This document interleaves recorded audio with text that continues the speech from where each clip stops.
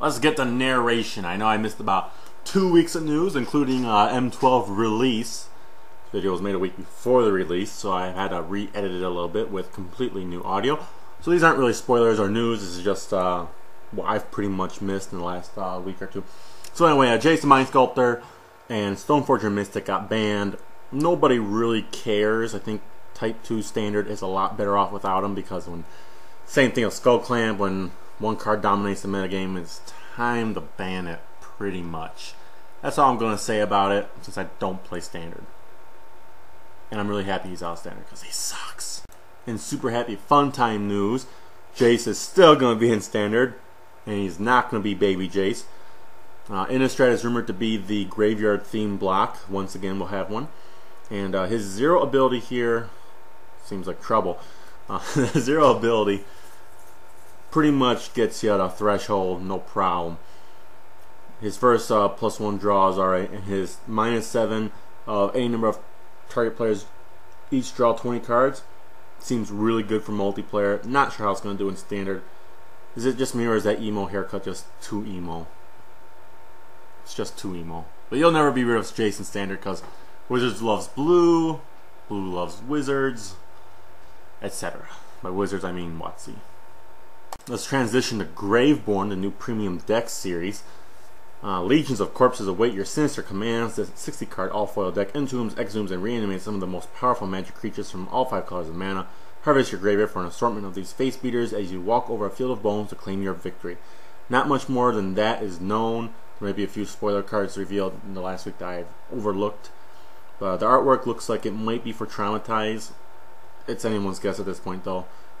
Side note, the skull is really cool looking for the set logo. Couldn't ask for a cooler sounding premium deck series. I actually might pick this one up, along with the Slivers one, which I still need to buy for some odd reason.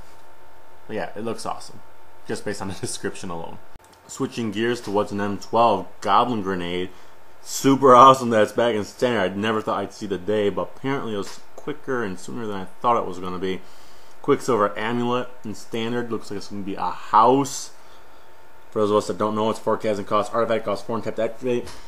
4 and tap, you may put a creature card from your hand onto the battlefield. Doesn't have to be green, doesn't have to be red. It can be any creature you want, including those lovely Titans that we have in M12 as well. Grim Lavamancer included. Standard M12 looks like it's going to be really, really wacky fun. I'm just going to say that I'm really thrilled to see illusions in M12, because I've always been a fan of illusions and Homoculi and Homunculus or what have you. They seem really flavorful for the game, although not very powerful 90% of the time, and they've always been a little overlooked. So glad we have a Lord for Illusions. I didn't even know there were other people that thought illusions were cool. But like I said, very flavorful. I'm really loving the Dragon, the Bear, and the Lord of the Unreal. They look like they'll... To me, it looks like a very powerful illusion deck will creep into Standard. Depending on what we get in Innistrad, we could actually have a viable mono blue aggro style deck coming up. That's really weak to things like pinpoint removal. Phantasmal Image is our new clone. Costs 2 less and has the illusion drawback. Seems awesome. Why not? I'm definitely picking up a playset. Sphinx of Unathan, whatever, the Sphinx that costs 7.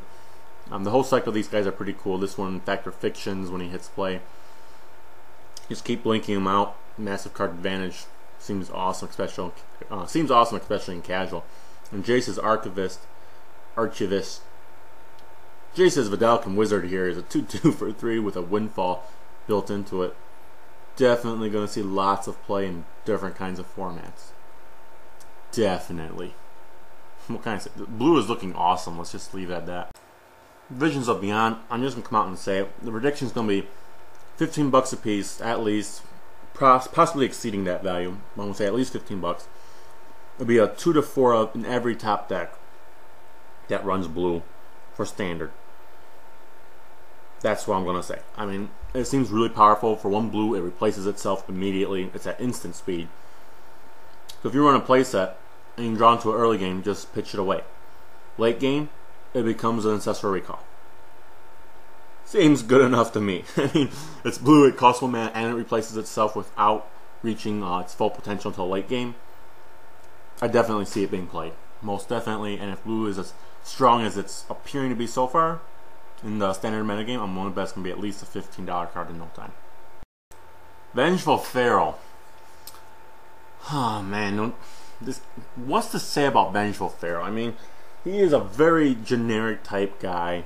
I mean, he's got the ability to come back to the top of your library, and it's got Death Touch. It's a recurring zombie. I'd rather see its effect on a cooler creature type than zombie, but like a Lich effect, perhaps, like a new twist on Lich. But are we seeing like a multi-decade cycle here where we have mummies, pharaohs, and eventually like an Egyptian type city? I mean, where did this even? Correct me if I'm wrong, but I'm pretty sure this is the only Egyptian referenced card in the game outside of Arabian Nights, because of that lousy mummy they have in there, that Cyclopean mummy. I really don't see a reason why it needed to be a pharaoh. I mean, it adds a good amount of flavor to the game, but I think they could have done without it. Unless Innistrad comes out with something that's pretty Egyptian themed, which I don't think we're gonna see. I think the name should have been changed, and the artwork probably should have been changed as well. It's not that it's not cool, it's just I don't really think it fits into the game. But that's a little too much flavor philosophy there. Let's move on to something else. Cool things I see in M12 include Distress. The artwork for it looks really cool. It's really kind of out there.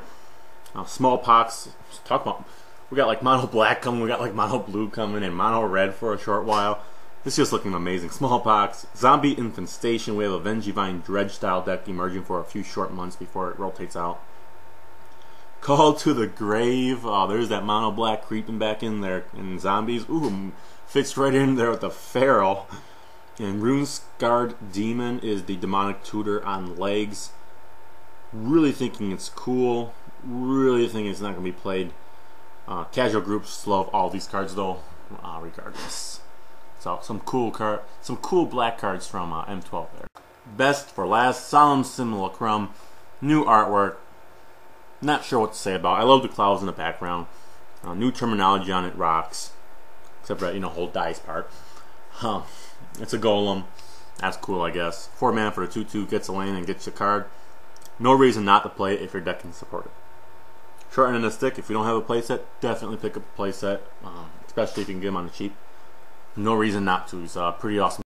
And Sundial of Infinite, a 2 casting cost artifact, and 1 and tap to activate, end the turn. Activates ability only during your turn. I'm putting this on board with Null Rod. Null Rod first sees print, everyone's kind of like, we really don't see too much for it. It's really kind of narrow in design.